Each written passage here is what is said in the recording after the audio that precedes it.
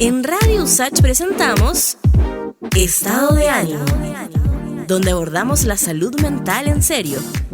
Estado de Ánimo, un programa para hablar, pensar y sobre todo, acompañarnos.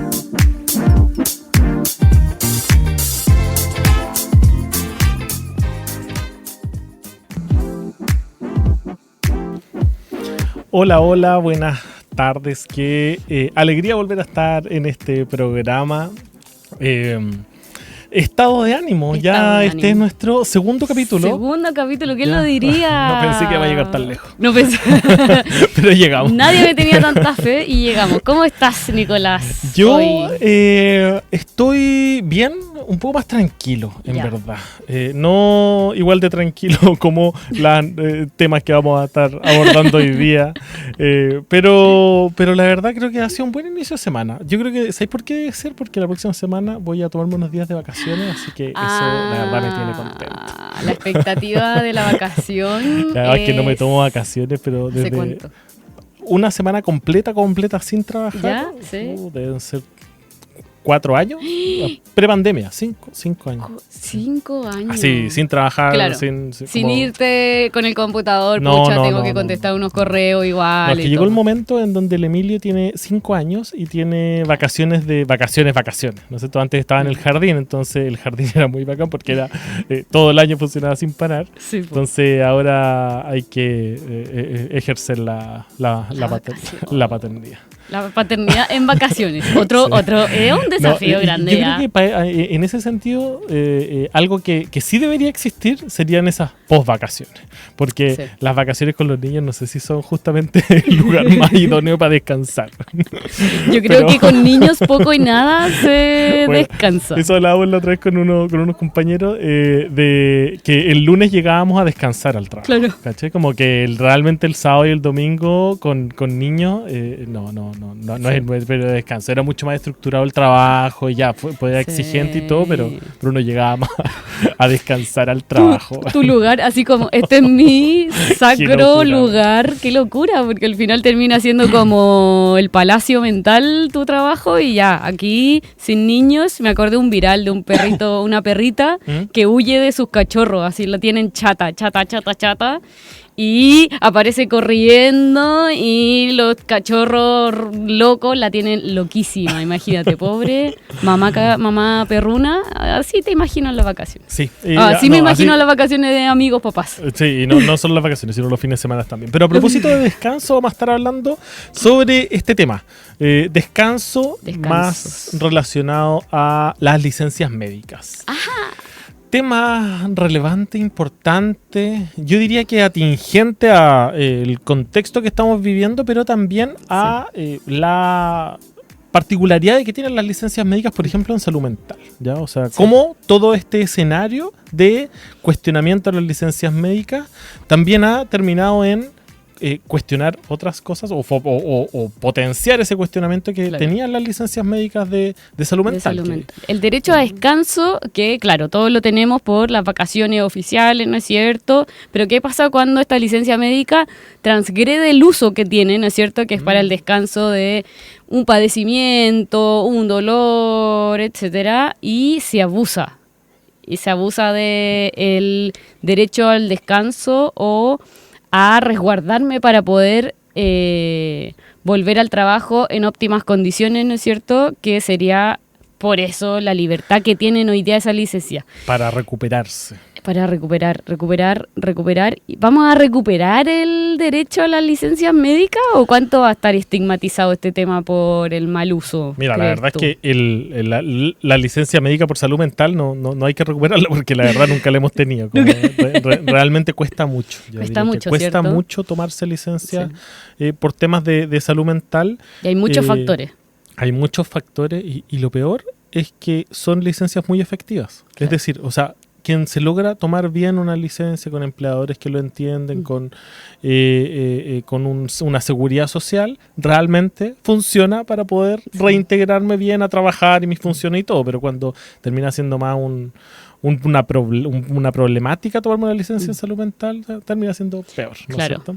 A propósito de licencias médicas, que va a ser el primer tema que toquemos, vamos a estar abordando un segundo tema que tiene que ver con el contexto social, global, este clima que estamos viviendo de tensiones entre guerras, ¿no es cierto?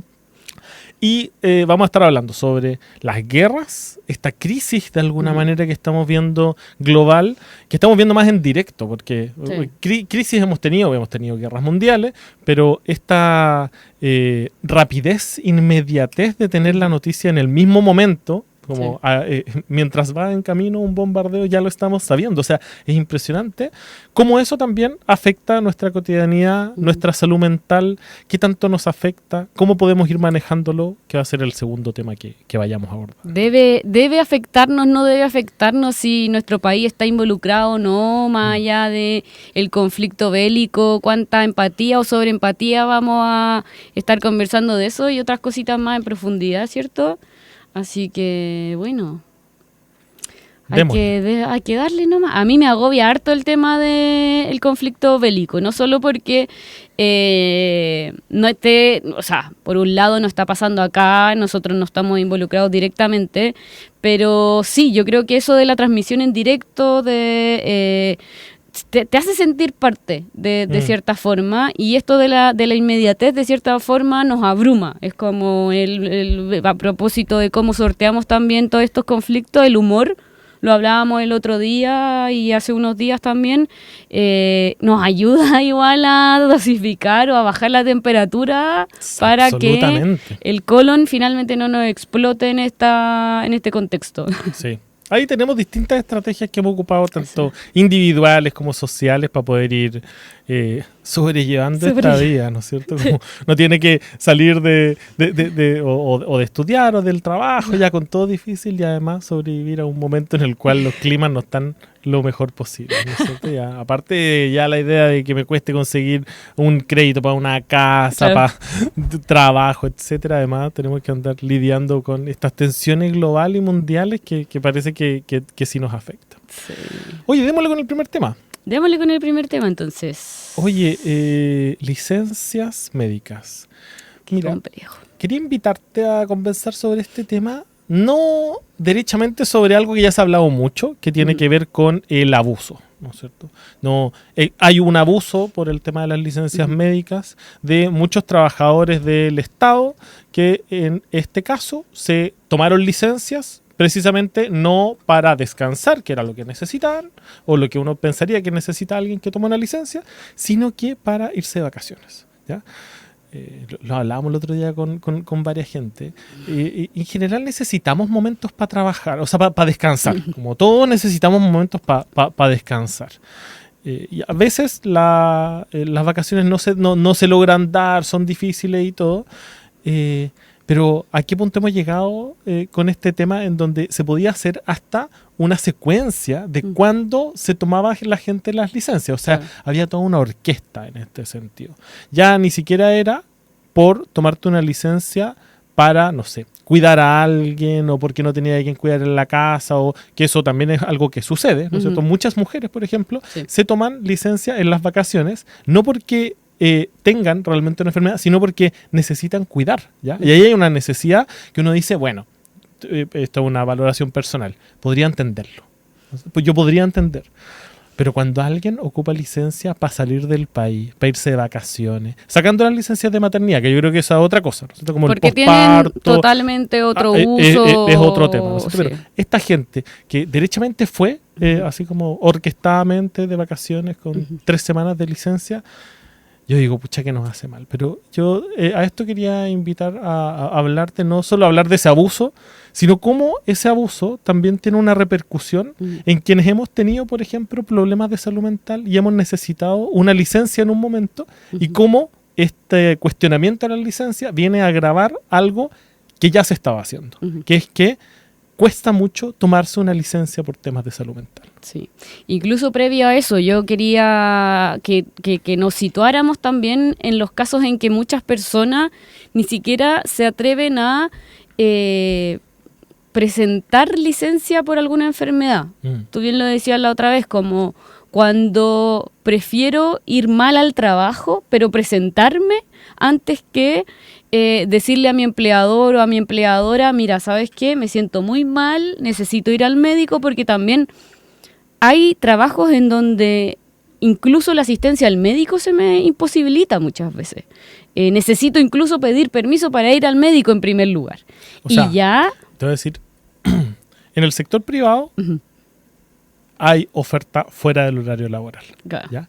Algo que sucede mucho en la atención primaria de salud es que los horarios en los cuales tú te puedes ir a atender, a pedir una hora, al control y a revisar, a hacerte los exámenes y a revisar los exámenes, son exactamente los horarios en los que tú estés trabajando. Exactamente. Sí. Y además, otra cosa, si no voy al médico, no me encuentran... Sí, ya hay una bola, ¿no es cierto? Hay una bola de nieve en ese sentido de que la bola de nieve de... no puedo hacer prevención, no puedo... etc. Sobre todo cuando tenemos una inestabilidad global, una inestabilidad económica. Nadie se quiere quedar sin trabajo, evidentemente. Entonces, cuando mi empleador no me da las facilidades, o yo percibo incluso que no me da esas facilidades, es muy complejo que personas que necesitando licencias médicas de salud mental o no necesariamente de salud mental, ni siquiera tienen ni optan a la opción.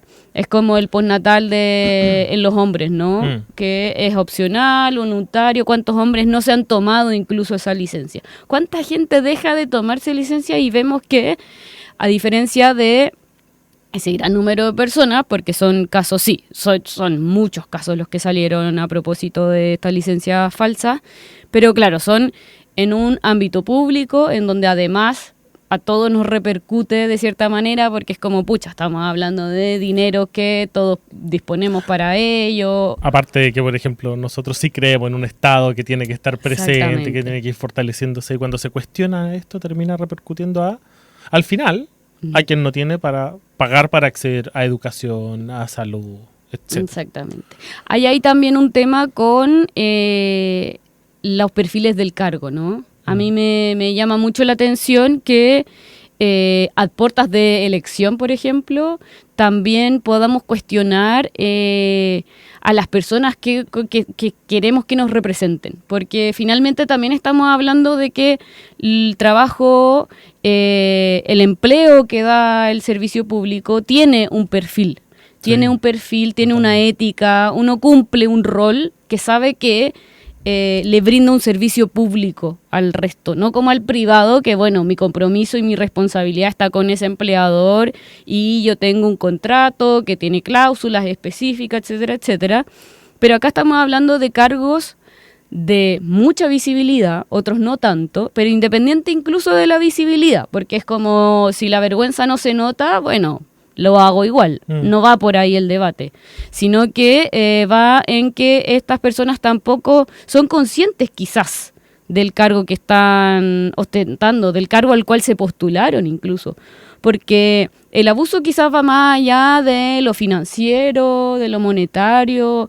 Es un abuso a la confianza de la gente, es un abuso a quienes te solicitaron o te eligieron para estar ahí, o si no te eligieron, bueno, a quienes te convocaron para ese empleo, sí, para responder a ese cargo, porque tal como decías, nosotros somos personas que, claro, creemos en este Estado, creemos en que el servicio público puede y debe entregarnos respuestas, debe ser útil, debe ser fácil de acceso, debe ser la burocracia del Estado. Con esto ya se nos suma otro bache en el camino para seguir defendiendo.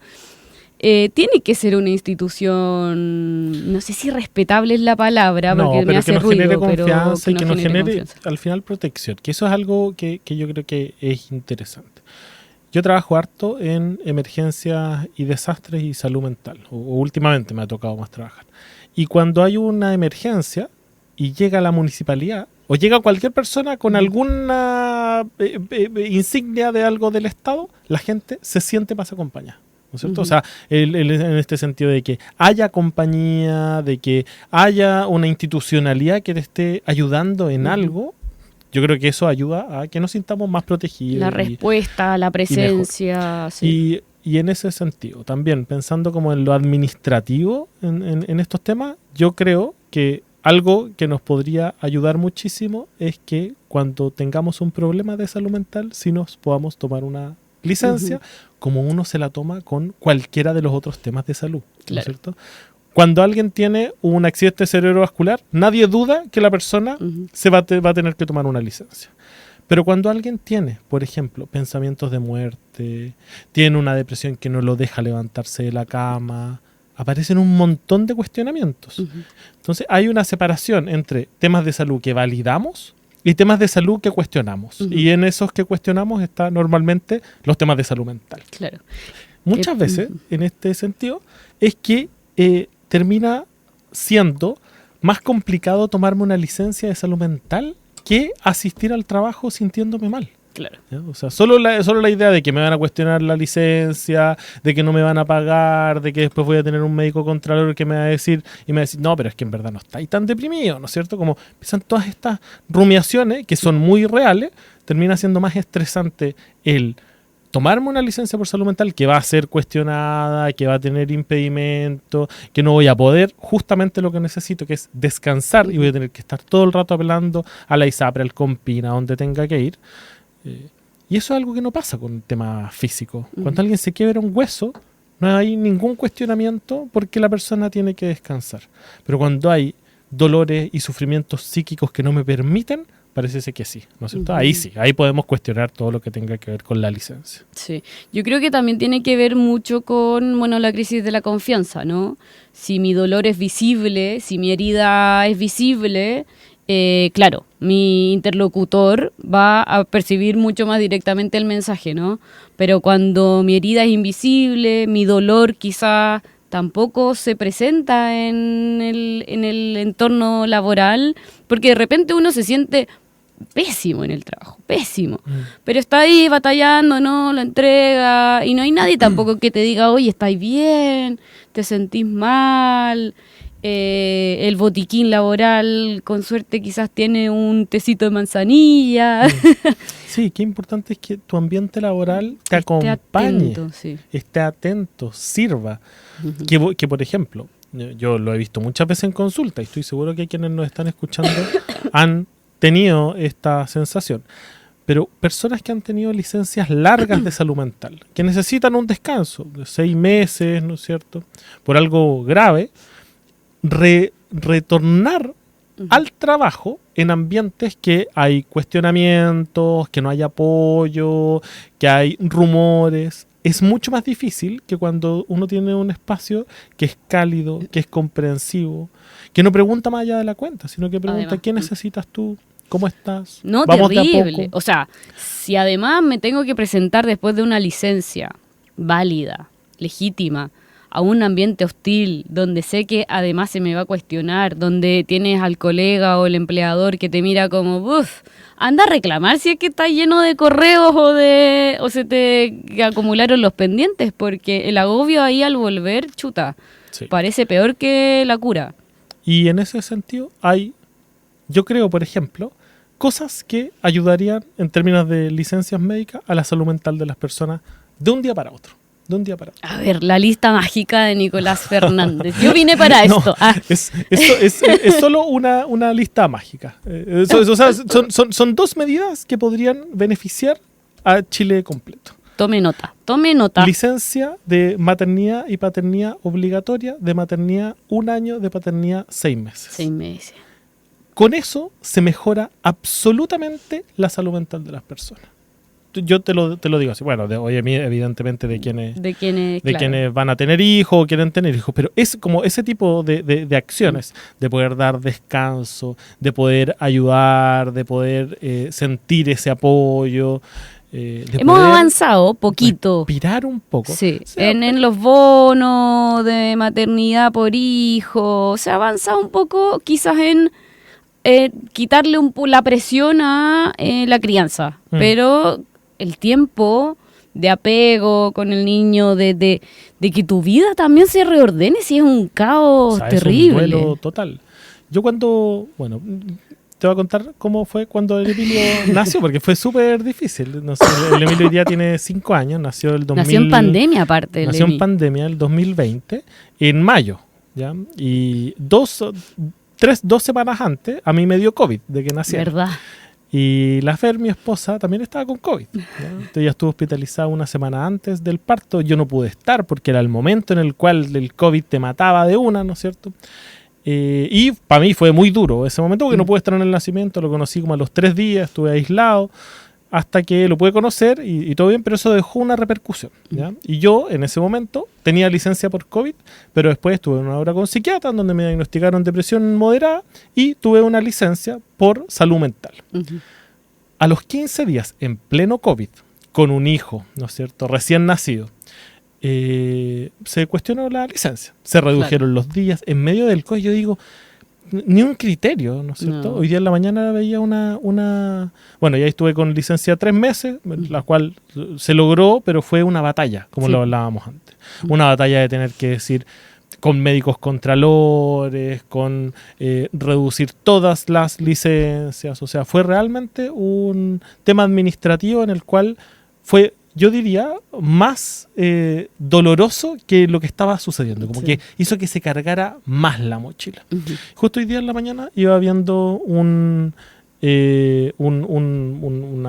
solicitud, petición que hacía un movimiento de agrupación de familiares con cáncer y licencias médicas rechazadas.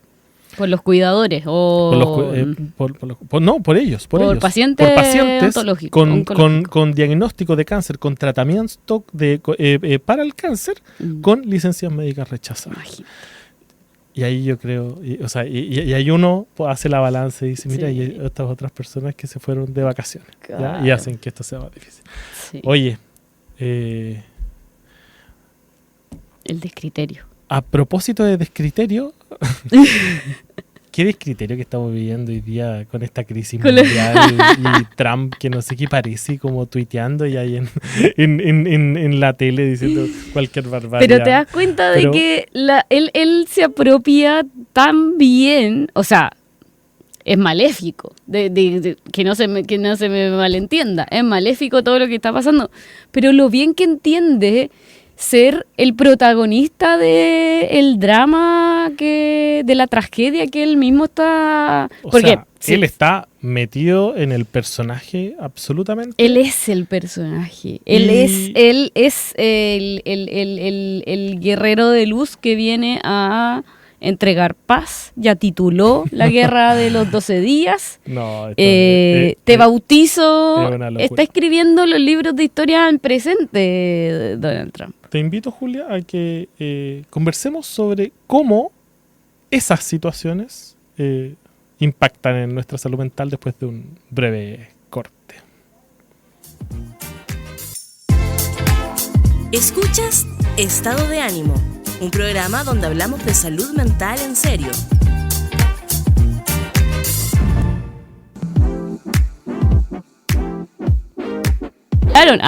Nos pillaron. Oye, de vuelta aquí en Estado de Ánimo. Estamos en vivo los martes de 1 a 2 por Radio Usach y en Spotify y YouTube para que nos puedan escuchar y ver. Yo encuentro ver. que es una muy buena compañía para poder lavar los platos, para Sí, almorzar en este momento. Hay gente que a propósito provecho para toda la gente que nos está escuchando. A propósito de almorzando gente que está trabajando, claro, mucha gente almuerza sola en sus trabajos o prefiere también almorzar sola. ahora. Qué buena compañía somos nosotros para ese momento. Aprovéchennos. Como, mira, no te vamos a juzgar por ese fideo que te cuelga en la boca. Se te acaba de manchar la camisa con salsa de tomate. No te vamos a advertir ninguna de esas cosas, así que puedes comer tranquilo, pero te acompañamos en el sufrir cotidiano. Oye, a propósito de sufrir cotidiano, a mí me tiene muy mal esto de la guerra, pero me pasa algo muy extraño, que es como que me tiene preocupado, Pero despreocupado a la vez. pero claro, pero me tiene despreocupado. Como que por un lado me meto a Instagram o a Twitter o a lo que sea y veo el bombardeo de Irán, Israel, ¿no es cierto? Y por otro lado, después me tengo que preocupar de hacer comida, ¿cachai? Como Hay que que seguir es como con la vida, sí. es como un desbalance en la vida. Como Sí. por un lado siento que me preocupa mucho lo que está pasando con el genocidio en Palestina, me preocupa mucho estas guerras que suceden, porque o que las suceden, no sé, que alguien las hace. Pero por otro lado, me tengo que preocupar de pasear a mi perro, ¿no es cierto? O de las compras Entonces, como la vida cotidiana, siento que se suma Sí. y interfiere esto que está sucediendo. Qué bueno que interfiera, qué buena que nos afecte. Que yo creo que es algo que también vamos a estar hablando sobre la necesidad de que esas cosas también nos afecten y que no hagamos oídos sordos y que miremos para el lado, sino que sean cosas que nos importen. Que exista una guerra, que haya un genocidio.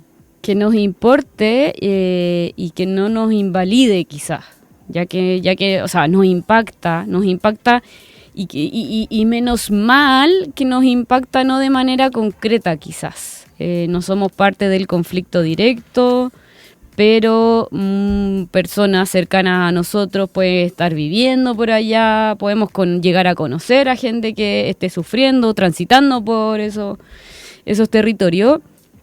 Y claro, ¿qué pasa ahí cuando invalida, ¿no? Este conflicto, cuando me invalida en el cotidiano, en el trabajo, me debo preocupar, ¿cuánto me puedo preocupar?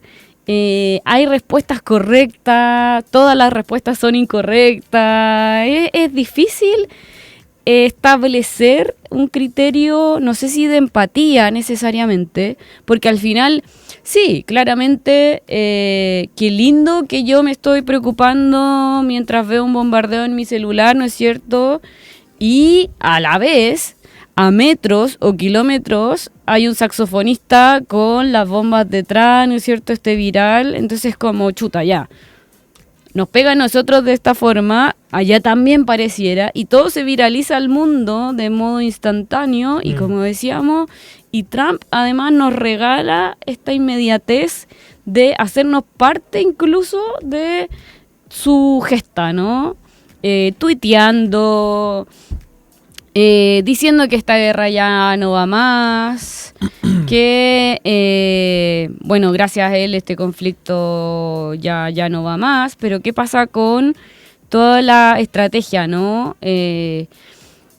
Incluso los mismos momentos en donde él envió navíos disuasivos, aviones disuasivos a sus enemigos, nos tenían también a nosotros distraídos con, está mandando aviones sin abastecimiento, pero en verdad estaba enviando... Entonces, nos hace parte también. Sí. Nos hace parte de este involucramiento que son las redes, y sí, existen ONG, existen organizaciones a las que nosotros podemos colaborar, pero ¿cómo lo hacemos parte o no lo hacemos? Es muy difícil este tema. A mí en Instagram, bueno, para quienes no me siguen, un psiconico en Instagram, siempre me llegan preguntas sobre, por ejemplo, esto. ¿Me debería afectar? ¿No me debería afectar? ¿Cuánto me debería afectar? Ya empiezan preguntas así, porque yo entiendo que es algo que les pasa, que es algo que está pasando. Hay algo que nos afecta. ¿Sabía que me recuerda un poco esto como también, que yo creo que tiene que ver un poco como con la capacidad que nosotros tenemos como de hacer algo, que es como en el cambio climático? Que es como esta preocupación, por ejemplo, por el cambio climático o por las guerras, que al final tienen un símil que es como cosas que no están súper a la mano mía de poder cambiar, ¿ya?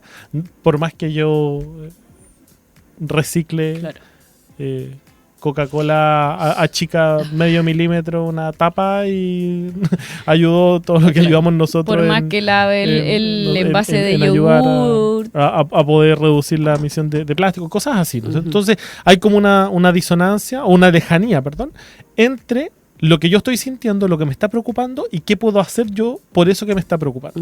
Entonces parece que hay un marco ahí que tiene que ver con no solo el hacer algo por lo que me estoy preocupando, sino el gestionar eso que estoy sintiendo. Como eso me preguntan. ¿Qué hago? Si en verdad me tiene muy preocupado lo que está pasando. Me tiene muy preocupado.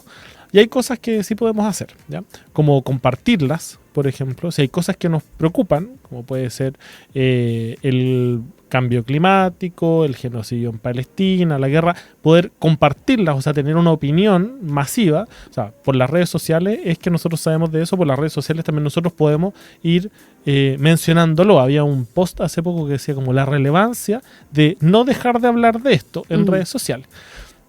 Que uno dice, bueno, pero es un post que ayuda a ir generando una conciencia que puede ayudar a generar presiones, etcétera.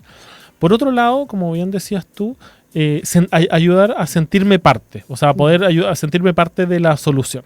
Por ejemplo, no sé, aportando en Greenpeace, por ejemplo, o en otras organizaciones que pueden de repente ir haciendo cambios, como son comunidades, por ejemplo, fundaciones, yo no sé el nombre, pero es una fundación de una comunidad palestina en Chile, por ejemplo. Ahí nos ayudan cuando salga el capítulo en comentarios a también colonias, sí, organizaciones, hay organizaciones que precisamente lo que hacen es ayudar, y eso puede ser algo donde yo, de una manera chica de alguna manera, pueda también ayudar a sentir parte. Y otra tiene que ver más con el activismo, ¿no es cierto? Se hizo una marcha ahora hace poco por el pueblo palestino, se hacen marchas también, o se han hecho, no sé. Mi primera incursión en la protesta social fue en Odedraisen, por ejemplo, ¿ya? Me acuerdo perfecto. Ahí, yo creo que mucha gente estuvo afuera del GAM cuando tiraron una bola lacrimógena y quedó la embarra. Pero eso tiene que ver un poco con cómo también yo gestiono eso que me está pasando. Y hay una última, que yo diría más una recomendación, que sabemos que en un mundo hiperconectado, que como bien decías tú, podemos saber todo lo que está pasando por los tweets de Trump en este caso, el ir gestionando la información que yo consumo respecto a estos temas puede ser algo importante. Que eso no le quita el mérito a que me afecte, pero de repente gestionarla y frenar un poco la sobreinformación que yo estoy teniendo puede también ayudarme a no sentir esa angustia invalidante, porque parece que es bueno que nos angustie. O sea, no nos puede dar otra sensación una guerra. ¿No? Como sería extraño que nos dé una sensación que no sea angustia. Pero no por eso necesito estar todo el día viendo los videos de los bombardeos. Exacto, la sobreexposición. Ahora, también está en el debate el tema de cuánto viralización masivo se hace cuando naturalizamos, ¿no es cierto?, la transmisión de una guerra casi en vivo. Me pasa que me recuerda a debates también, nosotros que venimos de las protestas estudiantiles, de las marchas, como ya, pero es que si marchan todas las semanas, la marcha termina importando en verdad, porque sí, termina naturalizándose. Ojalá la humanidad nunca naturalice una guerra, partamos por ahí, pero claro, está también en el entredicho qué tanto posteamos, qué tanto también la exposición al dolor ajeno real se cruza con lo ficcional, ¿no? Y ahí entra de cajón mi rol en donde, también si lo veo en redes sociales y ya estoy desconfiando de todo lo que está pasando a mi alrededor y que las redes sociales son solo un prisma, un foco pequeño de lo que en realidad está pasando en todo ese entorno, es como un píxel de la fotografía, etcétera. Creo que se entiende ahí el punto. También lo podemos cuestionar y de ahí de cuestionarlo a naturalizarlo. Sí. Sobre todo cuando, no sé, estamos hablando de quizás de menores de edad que se ven expuestos también a estas imágenes, a este debate. Ahí también hay mucha literatura infantil, pasando un poco las recomendaciones también en la conversación, que nos ayudan a conversar de esto. Yo creo que a la vez de que es bueno compartir la información, dosificarla y no sobreexponerme para el agobio, también está bueno buscar literatura, cultura que me permita entender también quizás el conflicto, lo cultural, lo ideológico detrás de lo que está sucediendo, que me es tan ajeno, A los niños yo creo que es muy necesario, y esto es muy nórdico de la cultura, de la educación nórdica o de esos países en donde a la crianza no le vamos a privar, no hay temas tabú.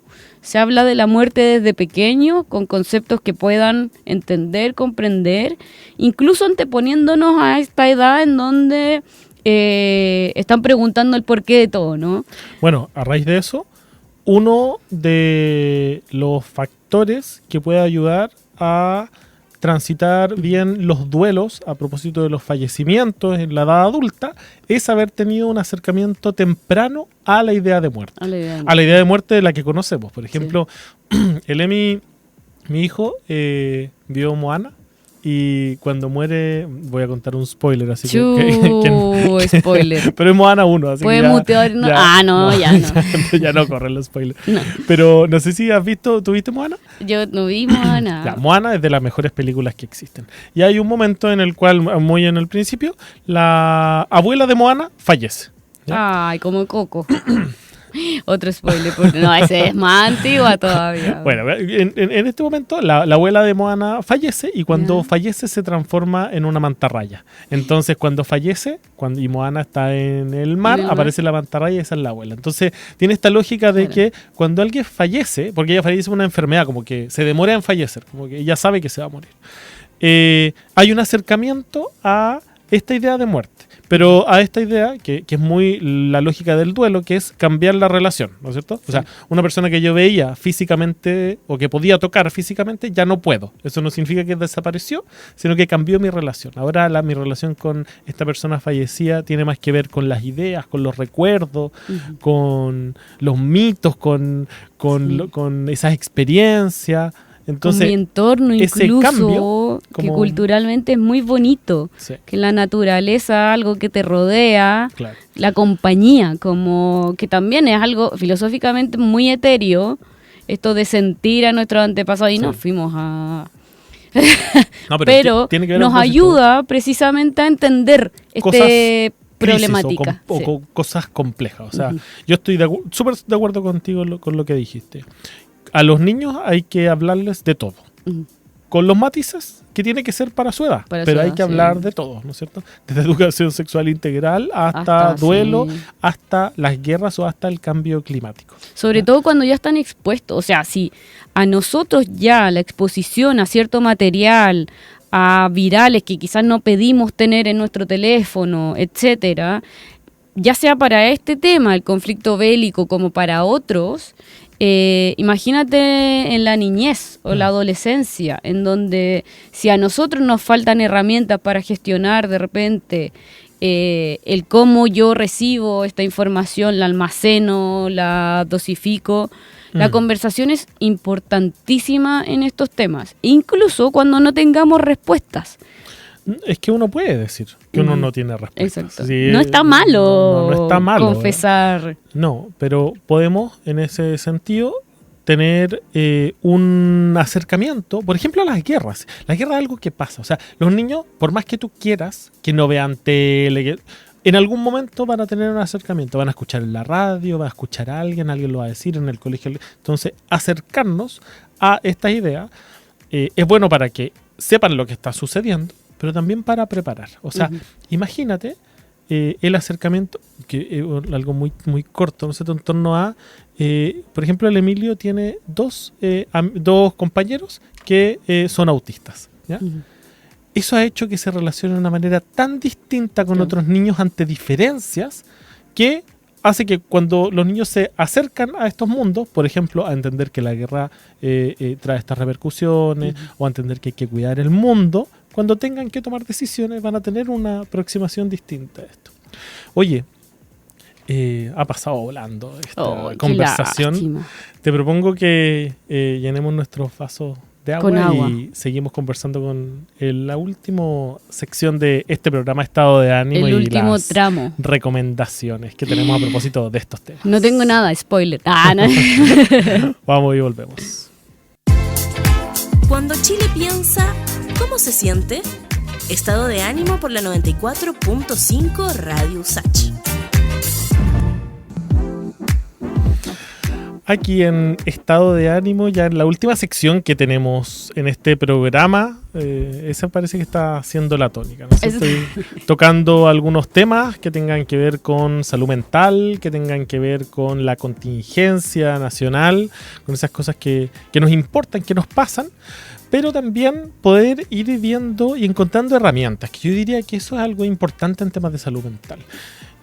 Cosas que nos vayan sirviendo para asimilar, que nos sirvan para entendernos, que nos sirvan para poder ir adquiriendo herramientas para poder ir transitando de repente algunos momentos difíciles. Y como lo hemos hablado en estos programas, la cultura es algo que pareciese que es importante y que puede generar alguna compañía, reflexiones que nos ayuden a entender mejor la vida, etcétera. Entonces, Julia, quería preguntarte si habías pensado en algún libro para recomendar a propósito de estos temas que estamos tocando, que son bien caóticos, ¿no? Entre una guerra, entre el calentamiento global, entre el problema de las licencias médicas. No, es terrible, es caótico y ya no puedo ir al el tema seguro, porque ya recomendé 1984 de George Orwell, que parece que es como el libro que nos está revelando verdades escrito hace mucho y que pareciera más vigente que nunca. Pero hablando de vigencias, por ejemplo, en literatura chilena nosotros tenemos a una escritora que se llama Lina Meruane y ella ha escrito sobre Palestina, y ella es de herencia palestina, ha hecho un par de viajes, y a propósito de estos viajes y también de la biografía de su familia, también han salido otras voces a propósito de esto de recuperar la herencia, ¿no es cierto?, de un país que ha estado marcado por la violencia, ha estado marcado por conflictos territoriales, por conflictos bélicos, por conflictos de identidad, una identidad que parece que no quisiera olvidarse, independiente de los territorios a los que han migrado muchas de estas familias, porque es una cultura ancestral, es una cultura muy rica en lo que son valores familiares, la compañía, la colaboración, lo comunitario, y pareciera que al verse tan afectados más se refuerzan estos lazos, ¿no? Pareciera que nos falta, como que dan fuerza. Como que necesitáramos de repente, sí, estos golpes para decir, bueno, ¿qué es lo que pasa con el día a día, ¿no? Con la cotidianidad? El pedir ayuda también, ahí nos damos cuenta de que necesitamos a un otro. Y ella, bueno, además de sus novelas, que tiene una novela que se llama Sangre en el Ojo, que es buenísima, muy recomendada, tiene un título, una crónica, diría yo, crónica ensayo, una crónica narrativa que se llama Volverse Palestina, y además lo sigue Palestina en Pedazos, que yo creo que ese número en particular, Palestina en Pedazos, hoy tiene más vigencia que nunca con lo que está sucediendo actualmente, para no volvernos tampoco hacia la literatura bélica. Evidentemente hay mucha literatura. Rodrigo Carmi, un académico de la Universidad de Chile, también hay un libro de él publicado en LOM que también habla del conflicto de Palestina. LOM tiene ahí se anota, yo creo, unos 3 títulos de varios autores, además, recopilaciones. Hace poco también Yasna Musa publicó, me estoy acordando ahora haciendo memoria, un libro, me va a perdonar, lo podría googlear ahora mismo, pero Yasna Musa, si la buscan, también tiene un libro sobre crónica o ensayo periodístico sobre lo que está pasando también en el Medio Oriente. Ella también herencia, ¿no es cierto?, palestina, árabe, y creo que hoy día estos libros, estos atributos en narrativa también, hay un libro que se llama Umi, también recopila la memoria de una familia que hace este viaje casi que no solo físico, ¿no? Que eso también es muy relevante, es como también nuestros antepasados, nuestros ancestros nos traspasan esta memoria. Qué importante eso, cultural. Pensando además en cómo se ha construido Chile, que es en base a migraciones. A base a migraciones, sí. Bueno, ya... genocidios a también genocidio. del pueblo de acá. A propósito de, pero, claro, Sí. pero también de muchas otras culturas que han venido, como, si no me equivoco, corrígeme si tú sabes, pero Chile es uno de los países que tiene mayor colonia sí, Palestina, árabe, Palestina acá. Entonces, ahí hay una relevancia en torno a también lo que está sucediendo, exacto, como en de el mundo. por qué nos afecta. Parece que sí. en este, como nos dicen, el pasillo el acá pasillo en Latinoamérica, geográfico, sí. algo tiene que ver también. Sí. Como cuando tú preguntas así como, ya, pero ¿cuánto nos tiene que afectar? Pucha, hay gente que viene de allá, digo yo, segunda o tercera generación, por ejemplo, que viene del sector que está siendo bombardeado hoy día. Sí. Entonces parece que sí es algo que nos afecta. Como veíamos antes, esta idea de la comunidad, de que nos afecte lo que nos suceda, de que podemos ir caminando por la calle, o podemos ir en la micro, podemos tener un compañero de trabajo, o en el colegio, de personas que son descendientes, por ejemplo, del pueblo palestino, y en ese sentido sí parece que es algo que nos tiene que afectar.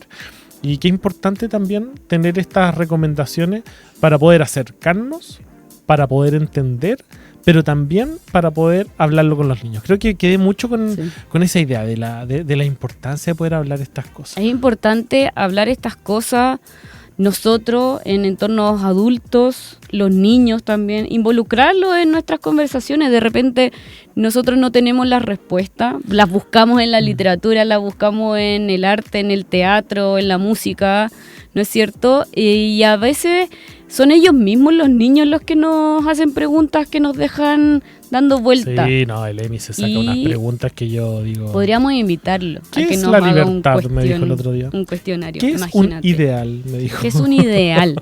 Uf, eso puede... Dile que hay, si una se canción, entra...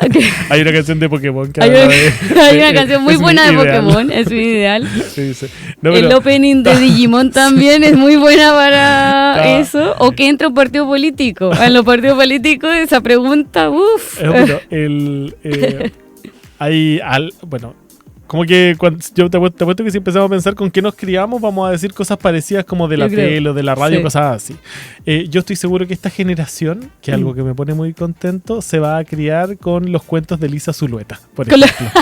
¿Ya? Yo estoy seguro que va a marcar a esta generación de niños. Porque son tan buenos, el Emi los ama, y Está hay muy un bueno. cuento Ratón. que no sé de quién es, ¿no es cierto? Pero lo cuenta Elisa Zulueta en Spotify, que dice ¿qué es ser ciudadano? Creo que se llama el cuento. Y cuenta un poco todo lo que es ser ciudadano, Claro. como a nivel de niños. Y creo que ese tipo de cosas, Sí. acercar a los niños a esas cosas, al final genera buenos ciudadanos, buenas personas, ¿no es cierto?